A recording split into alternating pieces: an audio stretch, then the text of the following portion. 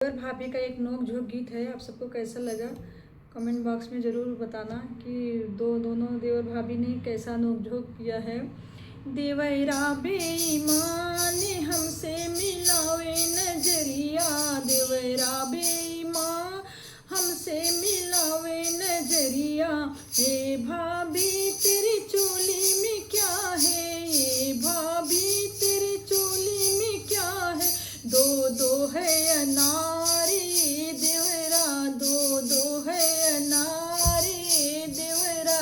देवरा बेईमान हमसे मिलावे नजरिया, देवरा बेईमान हमसे मिलावे नजरिया।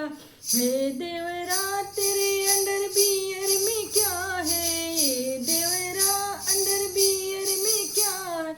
लटकन हनुमान ये भाभी, लटकन हनुमान ये भाभी। देवरा बेईमान हमसे मिलावे नजरिया, देवरा बेईमान हमसे मिलावे नजरिया। हे भाभी तेरे लहंगा में क्या है, ए भाभी तेरे लहंगा में क्या है। देवी दरबारी देवरा, देवी दरबारी देवरा। देवरा बेईमान हमसे मिलावे नजरिया, देवरा बेईमान हमसे मिलावे नजरिया।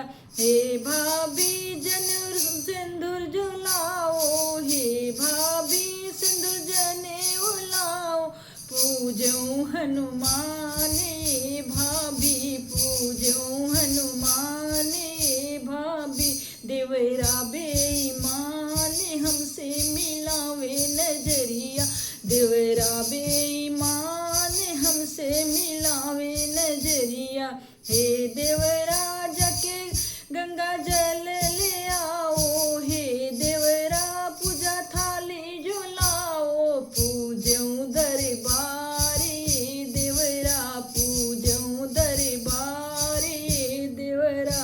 देवरा बेईमान हमसे मिलावे नजरिया, देवरा बेईमान हमसे मिलावे नजरिया।